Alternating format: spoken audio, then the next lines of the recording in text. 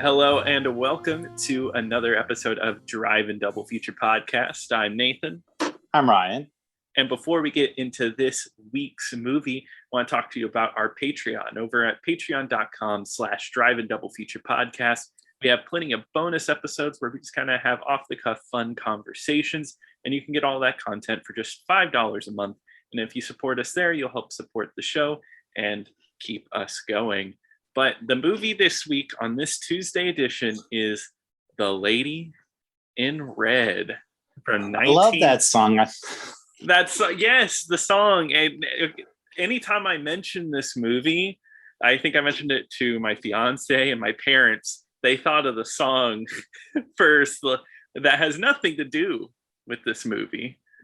Nothing. The movie predates the song too. Yes, it does. Yeah, because it was made in 1979, directed by Louis Teague, and it actually is the return of somebody.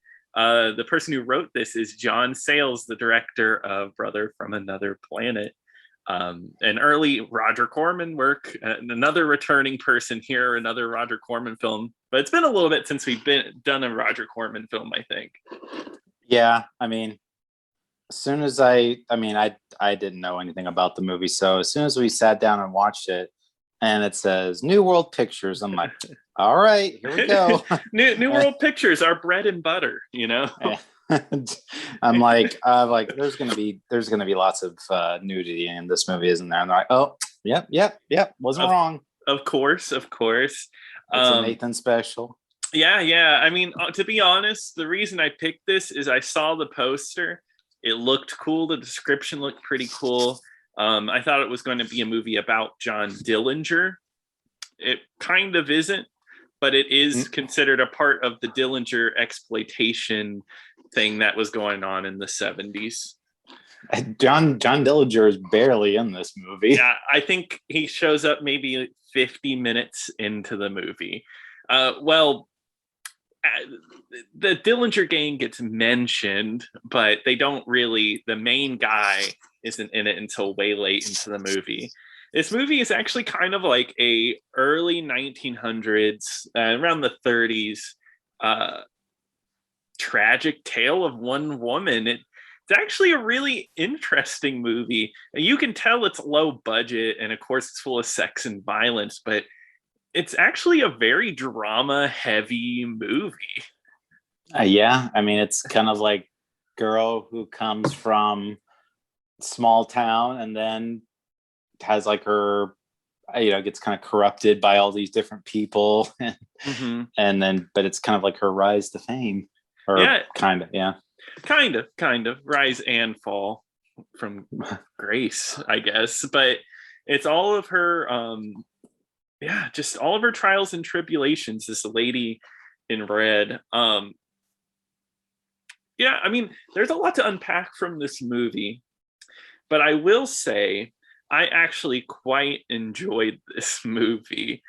It hit like a nice sweet spot because I really have I love movies set in this time period, made in this time period, like the movie Ragtime, where it's kind of a more seedy look at this period in history, because this movie deals with like prostitution, women's rights, just overall crime in general. It's kind of big in scope for such a low budget. Yeah, I wasn't that big of a fan of it. I'm sorry. Okay, that's okay. No worries.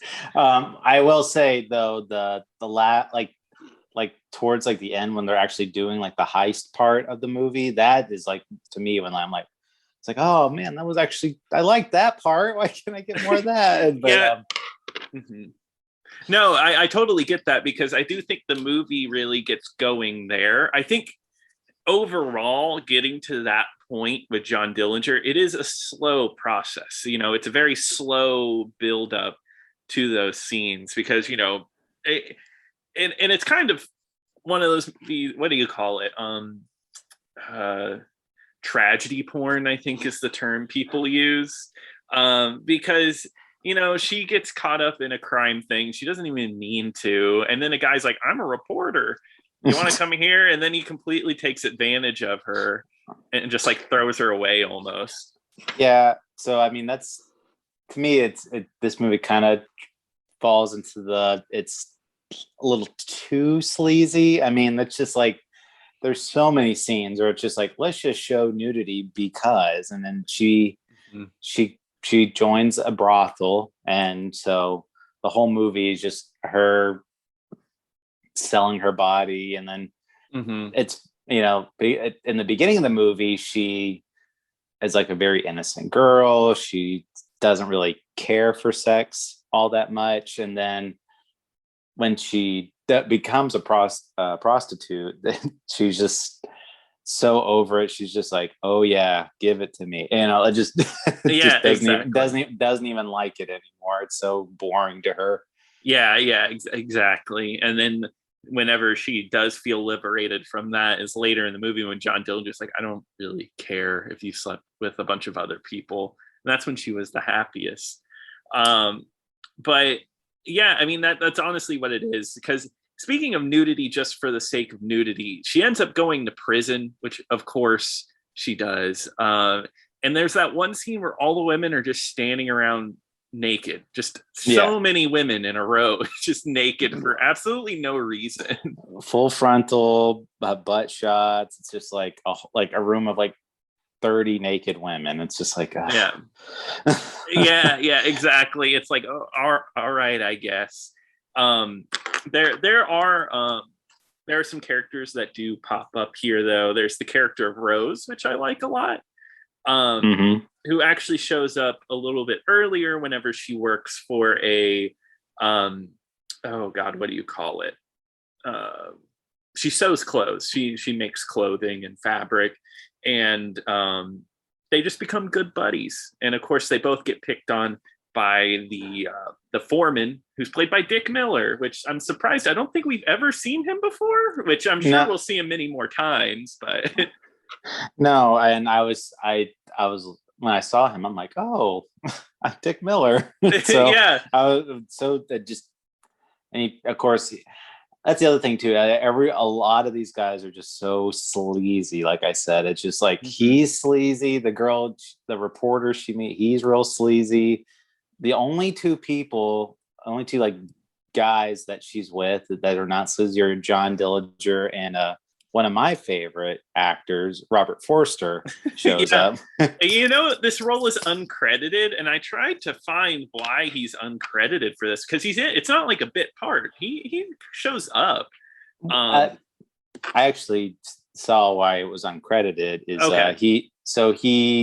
the director of this also did the movie Avalanche, which also had Robert Forster, and Yeah. he had a much larger role in that movie. And I think he said like, "Oh yeah, I'll do your next movie too." And I guess his agent at the time, they're like, it was such a small part. They're like, we don't even want you billed on this movie because the part is so small. That sucks because I actually really like this character. And it's not Yeah, that small. There's much smaller bits in this movie than that role. Um, and I mean, he he does a okay. he he arguably has more screen time than John Dillinger. Yeah, I think he's maybe more important to the whole plot. Yeah, you know, Christopher Lloyd shows up as well. I can't believe that, as a mob boss. Maybe the cheapest part of this movie is his makeup, because he has a scar on his face and it looks rough. It looks nothing like real. It looks like somebody just got just like, oh, let me just dab you with this paintbrush. Yeah, it's rough. And Christopher Lloyd playing a mob boss, at least in this movie, it just doesn't work for me. I don't think he's a good pick. No, well, I mean, he's not even. I mean, because he has he's called Frog Nose, but his actual name is a very Italian sounding name. I can't remember the name, but it's very Italian, and he's not even close to Italian sounding or anything like that. He doesn't even have like a New York accent or anything. It's just very. I don't know. It doesn't seem like Christopher Lloyd. Like, I'm not frightened by Christopher Lloyd as like a big, heavy type of character. Where he does work as a villain is something like Who Framed Roger Rabbit, where he plays Yes. like a psychopath. Yeah, he can bring that crazy element. And I mean, like, and I wonder what made them pick him, because I'm pretty sure he was on the TV show Taxi, Yeah, he was. Playing a very comedic role in that. I think like he established himself there, but I mean, it was a paycheck. I'm sure it was like, oh, let's get Christopher Lloyd in here. Yeah. Also, I think before this, he was in One Flew Over the Cuckoo's Nest. Yes, he was, with co-star Louise Fletcher, who is also in this after winning her Oscar. I think this is her third movie after winning Best Actress. But yeah, I don't know. I mean, because that was a huge role. Like that's like iconic role she did. Yeah. And I think AFI picked her the #1 villain of all time in movies, right? Something like that. At least it's up there. And I mean, I'd have to agree because that character is horrible. But it's not that far removed. So I guess I'm more wondering, is she just like, oh, these roles are kind of drying up here and I got to kind of take what I can get? Or is she just genuinely interested in doing something like this? I'm not too sure. She's an actress who has always intrigued me because I mean, she's always done different things. Like I feel like looking at her like career, she would go on to do like she was in The Exorcist too, but that was a high profile movie. Oh, excellent movie. Yeah. Mama Dracula, Firestarter, Brain Invader from Mars. She just kind of like did roles. I don't know. Maybe that's what she enjoyed doing. I think the only other thing I remember her from is, I want to say, she was in Shameless, that show with God, what's his name? William H. Macy. Oh yes, yeah. She actually plays his mom on that show. Oh really? Interesting. Yeah, looking at her, she was on Star Trek Deep Space Nine and like got nominated for Emmys on there. So she's done a lot of TV work too, I guess. So, but she does. I mean, she's good in the movie. I mean, yeah. She's not bad or anything. I don't know. I mean, there's a lot I do like about the movie, but I don't know. I because I do like a lot of the action sequences. This movie is very bloody and a lot of scenes. Yes, yeah.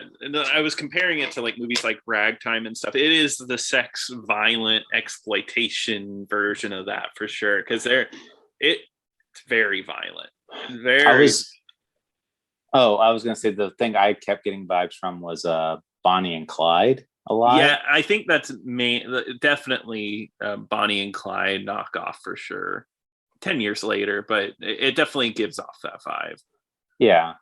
I mean, the main star, she's really good. I don't know, like, but John Dillinger though is just totally forgettable for me. That's my issue with it, and I think maybe that's why it's good we didn't focus that much about Dillinger, because Pamela Sue Martin plays our lead act. She's our lead actress. Great. I think she does an excellent job. She goes through all emotions. And then when she gets to Dillinger, it's like, why are you in love with this character? He's so boring. He doesn't do anything. Well, I mean, he's not like super suave or anything like that. I mean, he just kind of even when he first meets her at this diner that she's a waitress at, he's really pushy. Like she's like, hey, leave me alone. He's like, let me just follow you home, or hey, you want to go watch a movie together? And finally she just goes to the movie because he just bugs her to death. Yeah, he used to be like, oh, I'll buy us popcorn and I'll put it in the seat between us while we go see this movie, in which I guess won her over, and she's like invigorated by him. It was the popcorn. It was a lot of movie talk in this movie. That King Kong gets brought up. I'm completely forgetting the movie at the beginning, but a musical. They bring up quite a few movies. Brings up a good time and setting, I feel like. That's what her and Dillinger do a lot. They actually go to the movies a lot. And the spoiler, when John Dillinger guns down, they come out of the movie theater. Huge spoiler. John Dillinger got shot in the theater. What? John Dillinger dies? Yeah. I think this scene is good because what it is the papers paint her as the one who rats out John Dillinger to the FBI, but it's actually Louise Fletcher's character doing it so she can stay in the country. and basically her life gets ruined after this point. Not too much so, because there is a big bank robbery plot, but Christopher Walken does try to kill her and Lloyd. everything. What did I say? Christopher Walken? You did. Yeah, Christopher Lloyd is going after her and everything. I think Christopher Walken could have pulled it off. Christopher Walken's played a mob boss a couple times. I think he could have made it work. But yeah, and then the bank robbery happens, and this one, and then it goes like into full heist mode, right? Where I love the setup, because they have an old guy on the team and they have him in a wheelchair, and that's like their ploy to get him in. Well, yeah, I do like the setup for it. I just think it took a long time to get there. I would have liked this to be like, maybe this part to be like the halfway point, where like maybe Dillinger gets shot at the halfway point, and then the rest of the movie is them planning out the heist. I think it maybe would have worked a little better for me. But I do like how they introduce the characters, because the old guy is a bartender at one of the brothel that she works at, and they're like, "Oh, you used to be a big time gangster. What, did you rob people off your horse?" And but that's because he's the one that kind of plans the whole robbery, because he's the only one that actually had experience robbing the bank. Yeah, and I think his plan is really good. So I also have an idea, and you might think I'm crazy for this. I think you're crazy. I know. But so you said this movie should have made the halfway point this bank robbery. And I totally agree with you, but I think they could have added another hour onto this and still make that the halfway point and have robberies after that. Maybe not the tragic downfall, because the robbery doesn't work, but still make it this huge epic. Not that Roger Corman would ever do that. Of course, he's not going to be like, yeah, make that movie 3 hours. But, I think that would have been interesting for the script. I wouldn't be opposed to it, maybe with a different director, but I could see that, yeah. But not to say that it's directed horribly or anything, but there's just a lot of fluff in here. I think they could cut out a lot of stuff in here that I didn't think was necessary. I wouldn't be opposed to that sort of thing, where like the first half of, like, maybe like you said, so 2.5 hour long movie is what you're saying. And then maybe like 75 minutes of the movie is her life story and how she got up to meeting Dillinger. And then the other 75 minutes is them doing the robbery. Yeah. I think that could work. Yeah, I think that would work really well. Kind of like, maybe not as long, but a Once Upon a Time in America deal, where we really get that intro, the build up and all that. But yeah, maybe a different director would be better, even though you're telling me the guy who made Cat's Eye and Jewel of the Nile can't make a great movie. I've never seen either of those movies. I'm just talking out of my ass. Is Jewel of the Nile the Romancing the Stone sequel? Yes, yeah. Oh, okay. And I haven't even seen the sequel to that, so yeah. And then Collision Course, the Jay Leno, Pat Morita buddy cop movie. He also made that. I always see that movie on HBO Max, and I'm like, what's the deal with that movie? Yeah, that's one we definitely have to cover one day. But yeah, no. But we unfortunately can't get the 2.5 hour long cut of this movie. We have what it is now. And the bank robbery stuff is good. Like you said, I feel like maybe the build up, because it does happen really fast. The idea of the bank robbery happens like right after Dillinger gets shot, and maybe there's like 15 minutes left in the movie, and that's just kind of the finale. Yeah, like I said, it's too short. They had like the one scene where they're planning out the bank robbery, and they're kind of doing like a little dry run or whatever, and then it's like, okay, we're bank robbery time. Yeah, exactly. It's like, oh, now let's have this fun little heist thing. But then it gets dark so fast when they drive away, and the car driver just gets shot in the head, and the car flips and everything, and it's just like, it's like absolute hell. There's like a kid on the team who like sacrifices his life for a kiss. Yeah, I didn't like that character that much, because there's the one scene where after John Dillinger dies, she's like looking for a place, and she goes and stays with this kid at his place, and then he starts to like force himself onto her, and she's like, what are you doing? He's like, well, everyone else has slept with you, why can't I have a turn? Yeah, and so messed up. And he's like, oh yeah, and I've given you a place for 2 weeks, I gave you my own bed, you might as well, give me something in return. And then she's like, she's like, he's like, all right, I'll sleep on the floor then. Yeah. Luckily she stuck to her guns. She is a strong character, I will say that. I mean, she ends up in bad situations, but she definitely fights for others, puts herself up for other people. Even if technically she's not a good person. Oh, go ahead. Oh, I was gonna say, what did you think of her and that prison warden woman or whatever? So silly. Well, I think it's interesting because she like beats the crap out of the prison warden, because the prison warden is just a crazy racist, hates all races in general. And she sticks up for them, and she beats the crap out of him. And then as soon as that scene's over, she's like, hey, I'll go prostitute outside of prison for you. I'll pay you a fee. Yeah, like that. Well, she does that though to protect her friend, because her friend is very sick, or she has tuberculosis or something like that. And she's like, if you leave my friend alone and don't make her work, I'll go go prostitute myself. Yeah. And she's like, well, that's going to cost you double, honey. Yeah, and what an awful deal. Like you get out of prison and you have to be a prostitute and pay her. All your money just goes there. Yeah, and then her friend dies. The prison warden ends up like stabbing her for another really violent scene. Yes, yeah, it was like really violent and bloody. I felt really bad because I mean, this Rose character did nothing wrong. Once again, another character that's just like genuinely good and just gets murdered. Yeah, and well, I mean, she gets her because in the same scene, all the other prisoners gang up on her and just stab her to death in like a big circle. It's another very violent death. Yes, yeah. Corman, he probably was in the background like, get that violence up. We can make this a little more violent. We can make it a little more bloody. He's like, can we get these women topless too?